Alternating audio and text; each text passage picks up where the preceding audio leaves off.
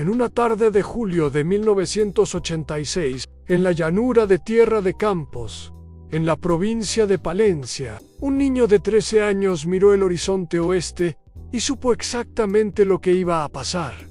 No había montañas que ocultaran la tormenta, no había árboles que la disfrazaran, no había nada entre el cielo y la tierra, excepto el trigo maduro y el horizonte, que en Tierra de Campos es tan plano y tan lejano que puedes ver la tormenta venir desde 50 kilómetros. Puedes ver el momento exacto en que el cielo deja de ser azul y se convierte en algo más oscuro y más amenazante. Y puedes calcular con una precisión que no está en ningún libro de meteorología, sino en la memoria de quien ha visto ese horizonte. Cada verano de su vida, ¿cuánto tiempo te queda antes de que llegue?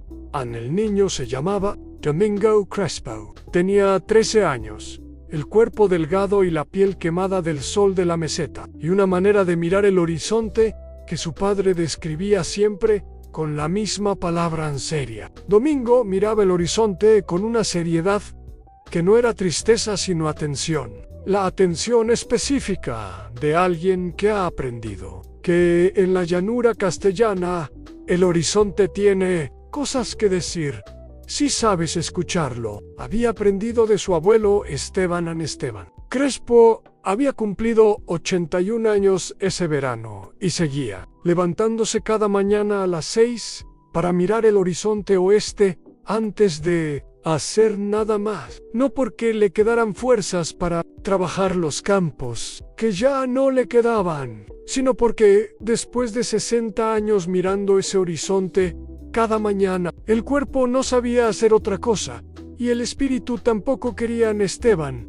Llevaba 3 años sin poder trabajar los campos. La artrosis en las caderas había llegado a un punto en que caminar por los surcos del trigal era una empresa que requería el doble del tiempo que antes y producía el triple del dolor. Su hijo, el padre de Domingo, lo había intentado convencer de que se quedara en casa. Esteban había aceptado quedarse en casa y cada mañana había seguido levantándose a las 6 para mirar el horizonte, porque eso no lo podía prohibir nadie.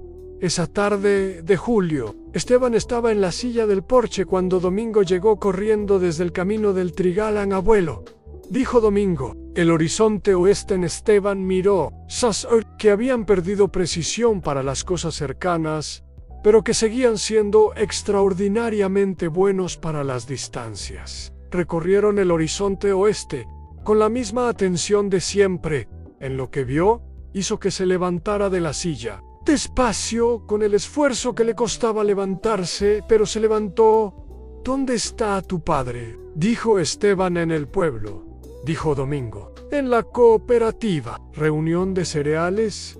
¿Y tu madre? Llevando a la abuela al médico en Palencia. No vuelven hasta las 8. Esteban calculó. La tormenta estaba a 50 kilómetros. Quizás algo más. Con el viento que llevaba y la velocidad que parecía llevar, tenían entre 2 horas y 2 horas y media antes de que llegara. El trigo de la parcela grande, el que habían estado a punto de segar esa semana, estaba al 90% de madurez, perfecto para la cosechadora. Y una tormenta de julio sobre trigo al 90% de madurez no significa lluvia que moja, significa granizo que aplasta, significa viento que tumba, significa que lo que hubiera costado 2 días de cosechadora se convierte en algo que no puede cosecharse porque el trigo tumbado no entra en la cosechadora. ¿Cuánto trigo tenemos en la parcela grande?, dijo Esteban a Domingo. Lo sabía exactamente. 40 hectáreas, dijo. Las que papá dijo que empezábamos el lunes.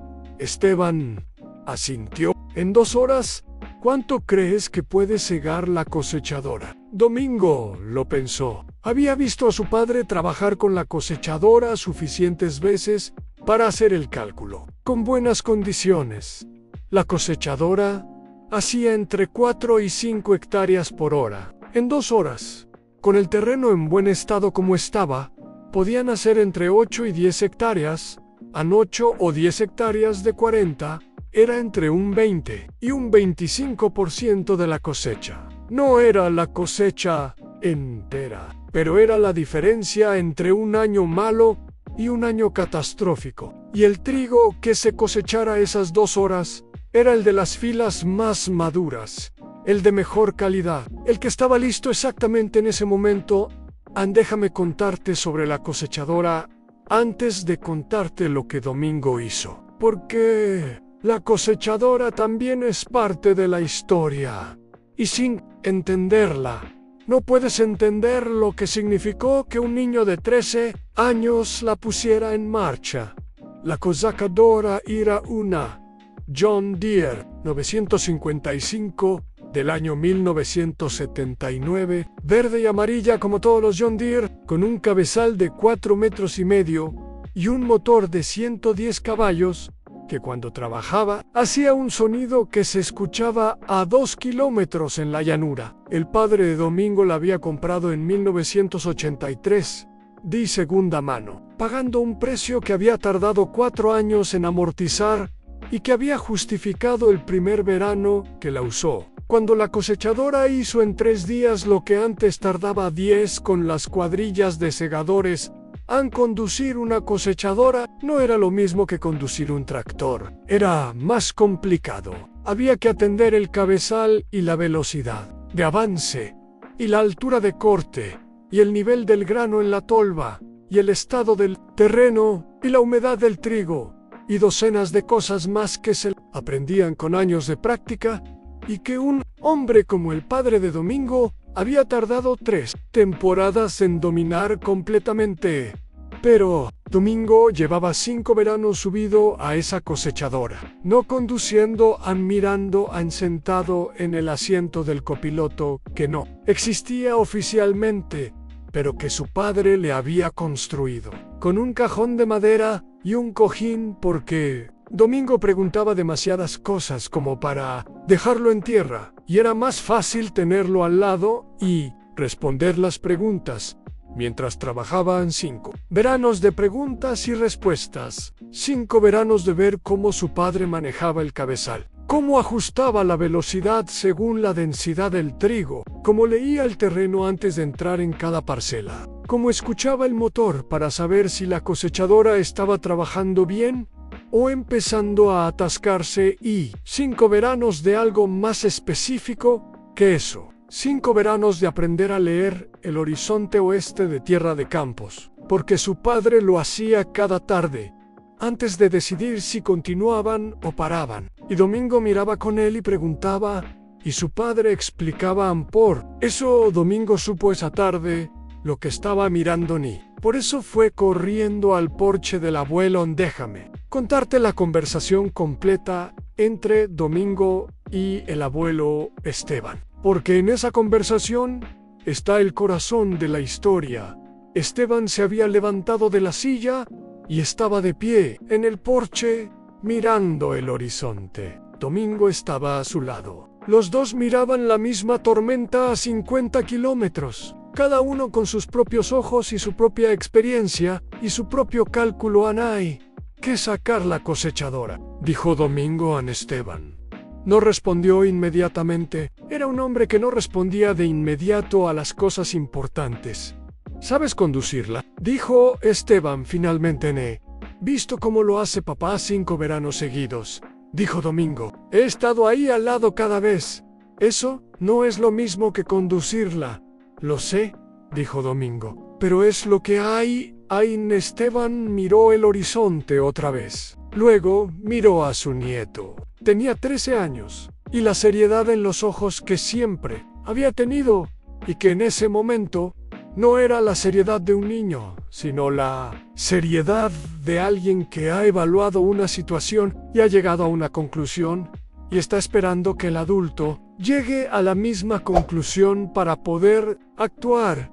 ¿Sabes por qué la cosechadora atasca cuando el trigo está húmedo?, dijo Esteban. Porque el grano mojado no fluye por los conductos internos con la misma facilidad que el grano seco. Dijo Domingo. Se pega si se pega en el elevador de grano. Para todo, y hay que limpiarlo a mano. que tarda 1 hora. Esteban asintió. ¿Y qué haces si sientes que el motor empieza a trabajar más fuerte de lo normal? Reduces la velocidad de avance, dijo Domingo. Si el motor trabaja más fuerte, es porque está procesando más cantidad de trigo de la que puede manejar cómodamente. Reduciendo la velocidad le das más tiempo para procesar cada metro de avance.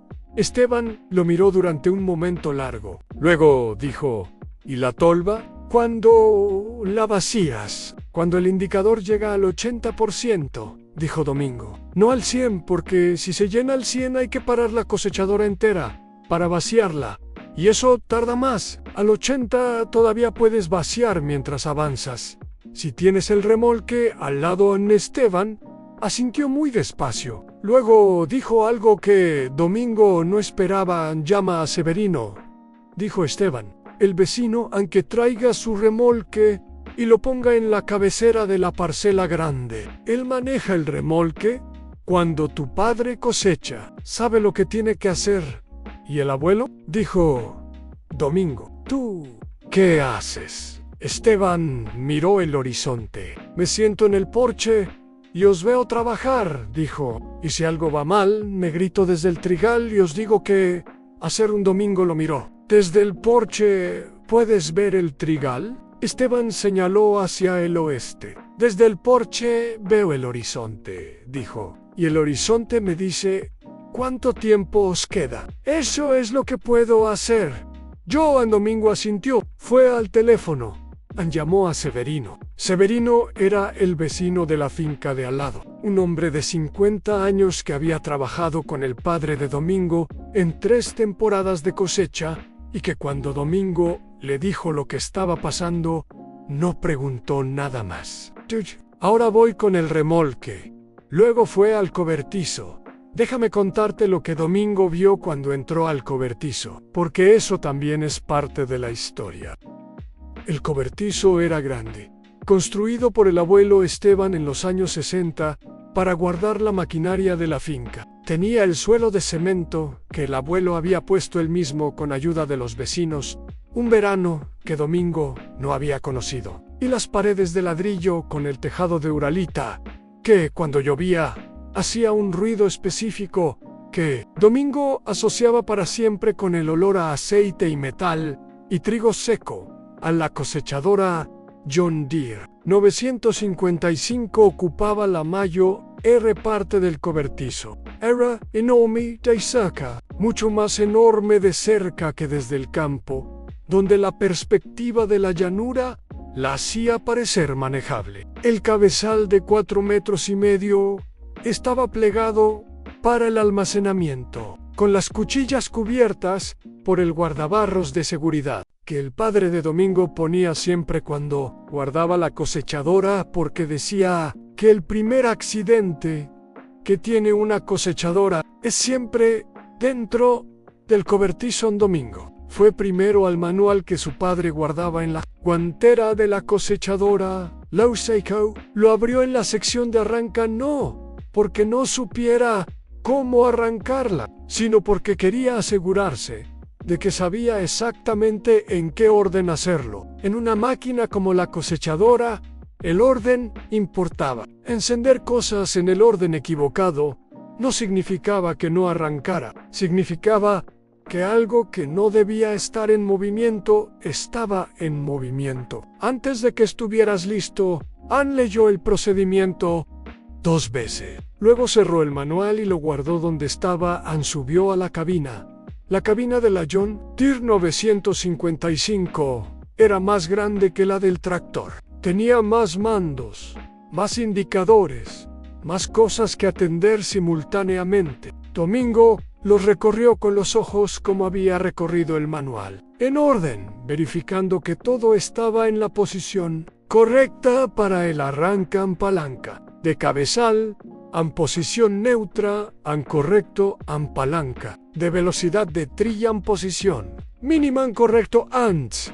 Freno de estacionamiento, puesto en correcto, en selector de descarga de grano. Cerrado en correcto, en todo en su sitio. Todo como debía estar, en giro, la llave de contacto en el motor de 110 caballos de la John Deere 955 tardó 3 segundos en arrancar, que era exactamente lo que tardaba siempre, según lo que Domingo había observado, y luego se estabilizó en el ralentí con ese sonido profundo y constante que tenía cuando funcionaba bien.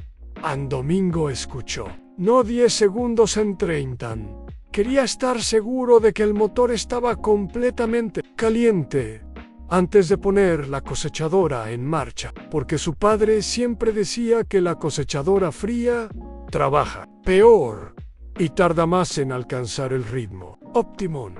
Después de 30 segundos, el motor sonaba exactamente como debían. Domingo quitó el freno de estacionamiento, metió la marcha de traslado, que era diferente a la marcha de cosecha, y sacó la cosechadora del cobertizo despacio, muy despacio, porque el ancho del cabezal plegado era casi exacto al ancho de la puerta del cobertizo y había que salir recto para no rozar el marco. Salió al sol de la tarde de Tierra de Campos con la cosechadora.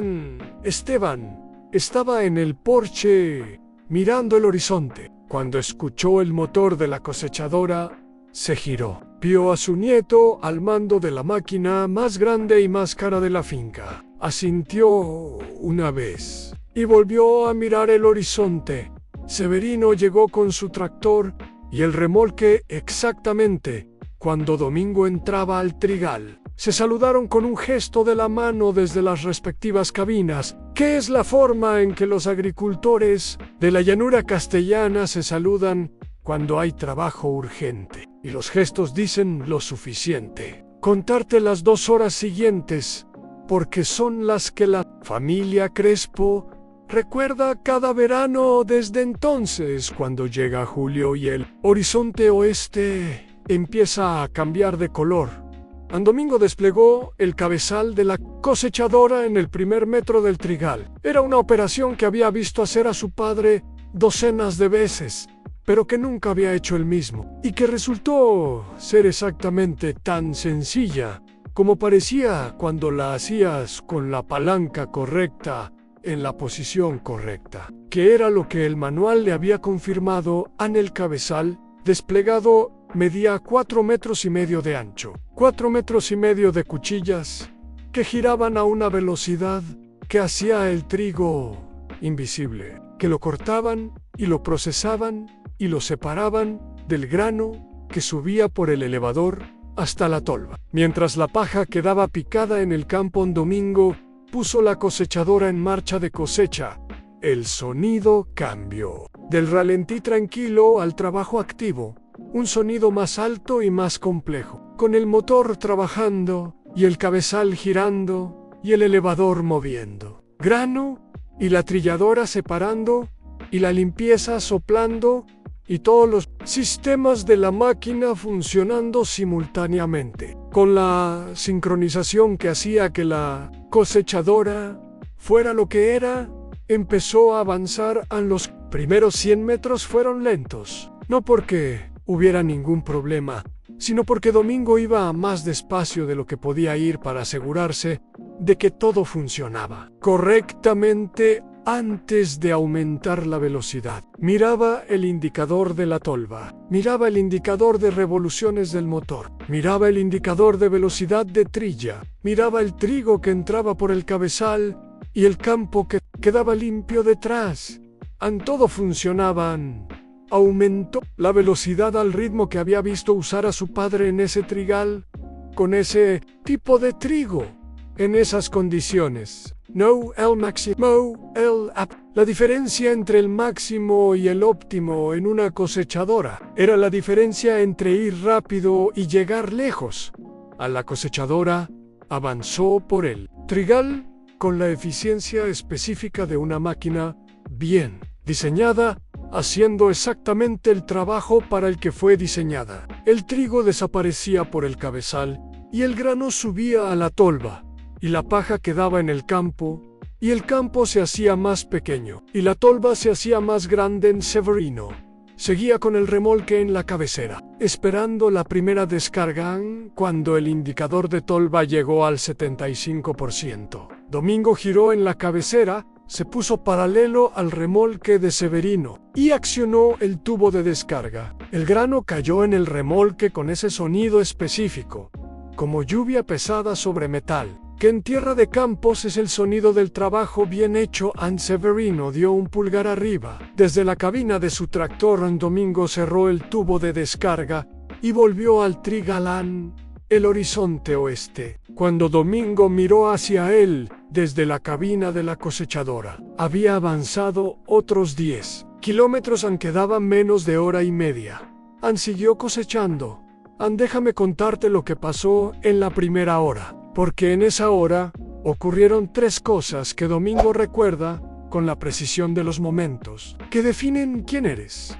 En la primera fue el atasco en la cuarta vuelta al trigal, cuando ya llevaban casi una hora y la tolva se había descargado 3 veces en el remolque de Severino. La cosechadora empezó a hacer un sonido diferente, no mucho más alto que antes, no mucho más grave, solo diferente, de una forma que Domingo reconoció inmediatamente porque su padre se lo había señalado una vez. Así suena cuando está empezando a procesar más de lo que puede. Domingo redujo la velocidad de avance a la mitad. El sonido volvió a ser el que debía ser. Siguió adelante en 5 minutos después, el mismo sonido. Domingo redujo un poco más. Miró el trigal delante de él. La densidad del trigo era mayor en esa parte de la parcela. Lo había visto al pasar antes y lo confirmaba ahora. Una zona donde el trigo había crecido más tupido que en el resto, que era algo que pasaba en las parcelas grandes de la llanura castellana, donde el suelo no era completamente homogéneo, y algunas zonas retienen más humedad que otras, y producen más planta.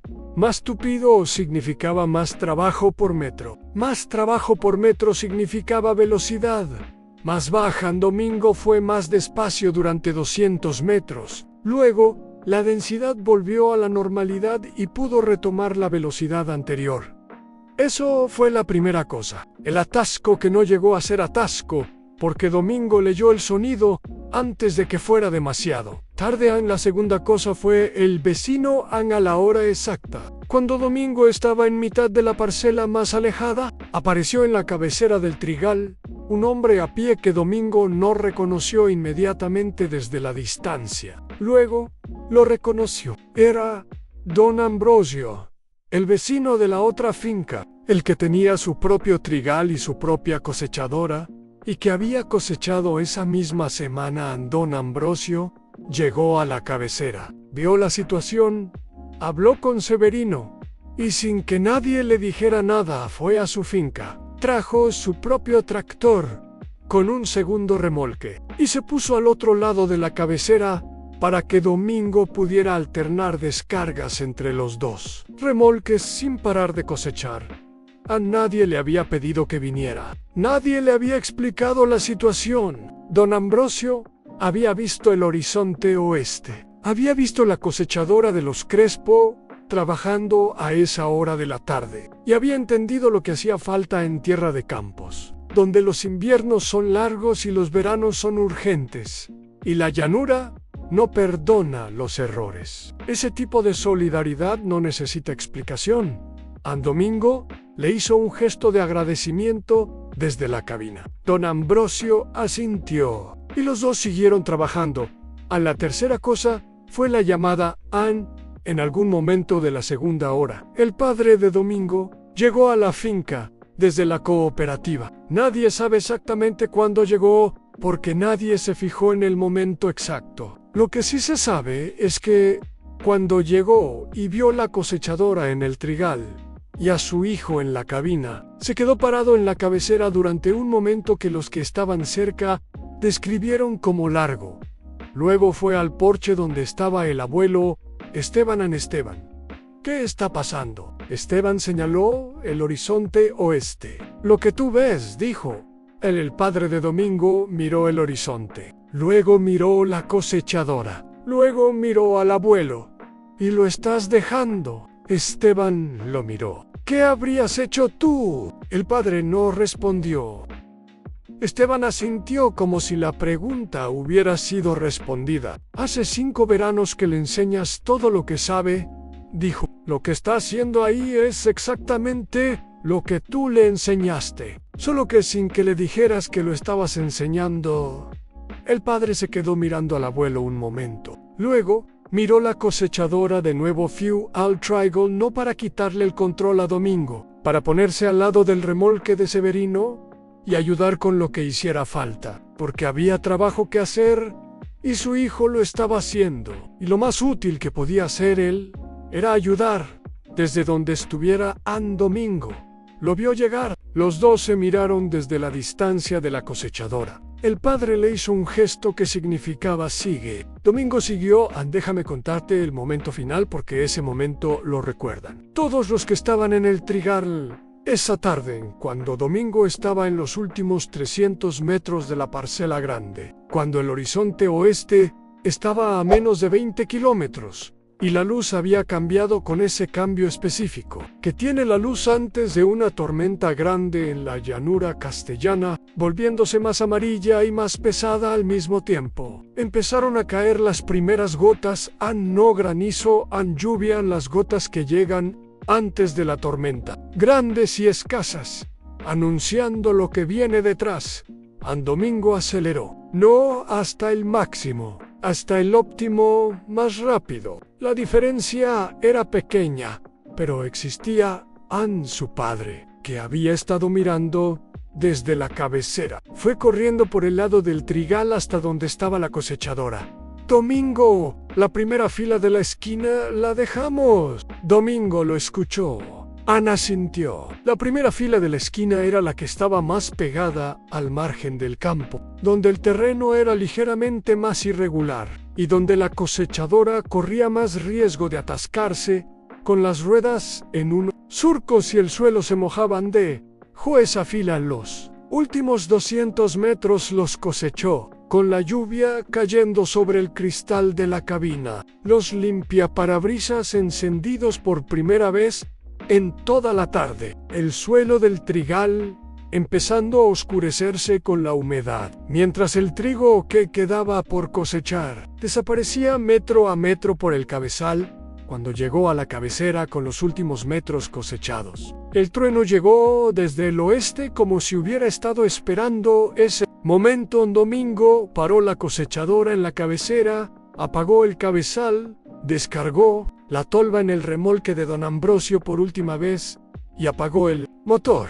El silencio que llegó cuando el motor de la John Deere 955 se apagó fue uno de los silencios más completos que Domingo había escuchado en su vida. Duró exactamente el tiempo que tardó el trueno en llegar hasta ellos, que fueron varios segundos, porque la tormenta todavía estaba a kilómetros y el sonido del trueno viaja más despacio que el relámpago que lo producen. Luego llegó el ruido de la lluvia, fuerte de repente, como si el cielo hubiera estado conteniendo todo lo que tenía y lo soltara de golpe. Domingo se quedó en la cabina de la cosechadora, mientras la lluvia golpeaba el cristal. Miraba el trigal. La parcela grande estaba cosechada. Habían dejado 2 filas en los márgenes, y la primera de la esquina que el padre le había dicho que dejara. Pero el grueso estaba hecho en 32 hectáreas de 35 posibles en 2 horas y 20 minutos. Su padre abrió la puerta de la cabina. La lluvia entraba por la apertura, pero ninguno de los dos se movió. ¿Cuántas hectáreas?, dijo el padre. En 32, dijo Domingo. Más o menos. El padre lo miró. Luego miró el trigal cosechado bajo la lluvia. Luego volvió a mirar a su hijo.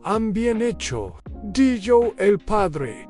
En la familia Crespo de Tierra de Campos, donde los hombres hablaban con las palabras justas, y las palabras justas pesaban lo que debían pesar. Esas 2 palabras eran suficientes. Domingo bajó de la cosechadora. Vayó la lluvia. El abuelo Esteban los estaba viendo desde el porche. a esa distancia. Con la lluvia cayendo entre ellos, no podían verse las caras con claridad, pero el gesto del abuelo era visible. Levantó una mano, o una confirmación, o las dos cosas a la vez. Déjame contarte lo que pasó esa noche, porque esa noche tiene su propio momento importante.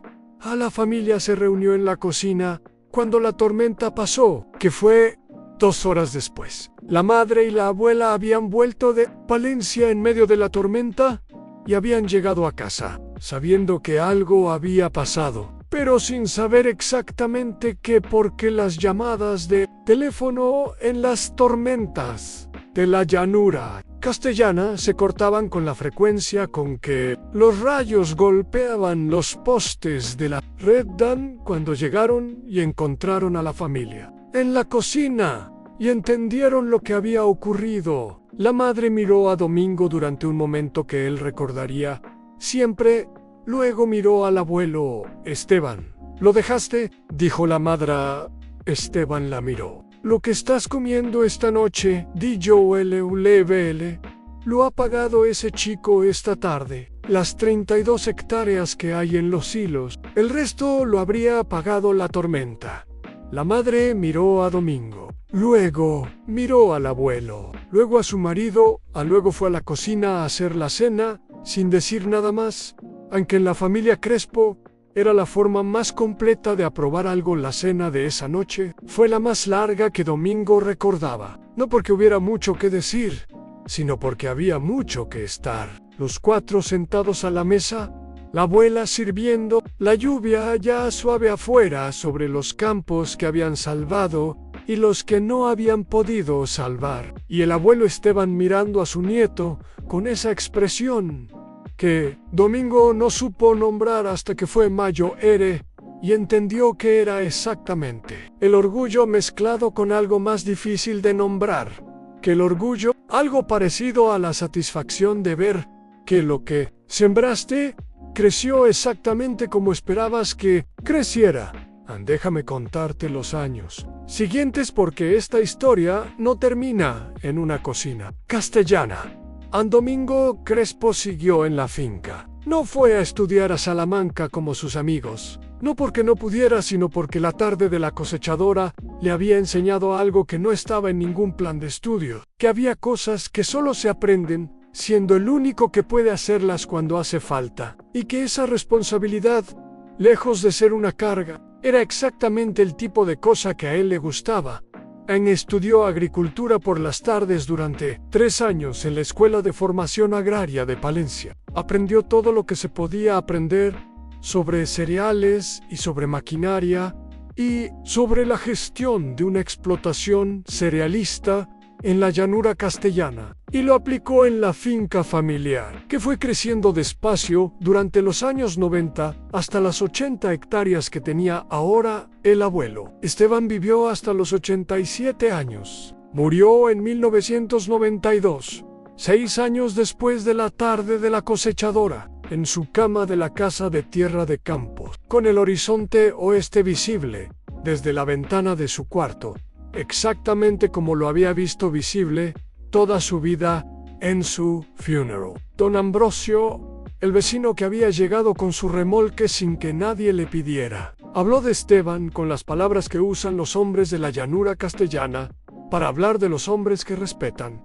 Dijo que Esteban Crespo había sabido leer el horizonte como nadie que él hubiera conocido, y que lo más importante que había hecho en su vida era enseñárselo a su nieto Domingo. Escuchó esas palabras en el cementerio con la llanura entera alrededor y el horizonte oeste donde siempre había estado, y supo que eran exactamente las palabras correctas.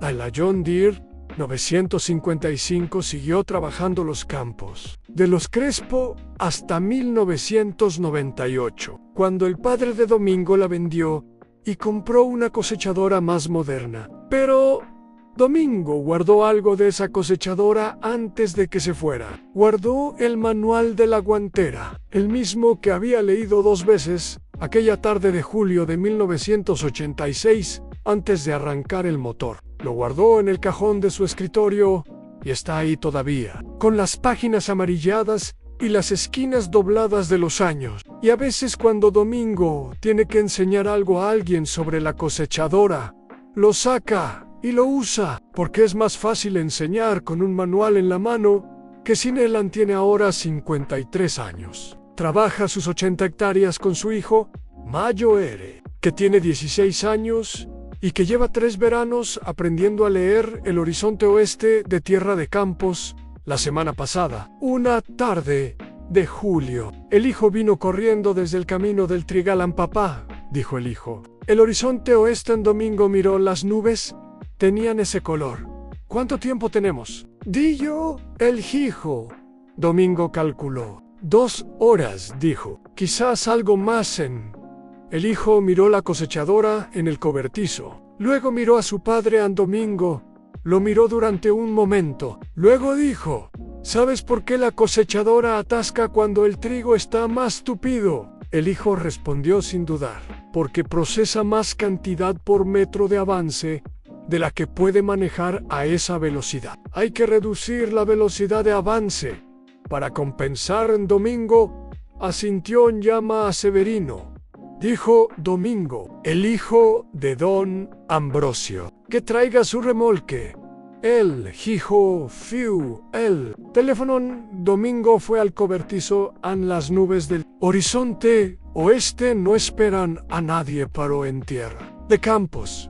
Hay familias que llevan generaciones aprendiendo a no hacerlas esperar. Esa es la historia de Domingo y la cosechadora. La historia del niño que leyó El Horizonte porque su abuelo le había enseñado a leerlo. La historia de 32 hectáreas de trigo cosechadas entre 2 tormentas por un chico de 13 años con un manual en la memoria y 5 veranos de preguntas y respuestas. Y la historia de un horizonte oeste en Tierra de Campos que lleva décadas diciendo lo mismo a las familias que saben escucharlo. La tormenta llegó en el trigo. Estaba en los hilos. Y el abuelo levantó la mano desde el porche.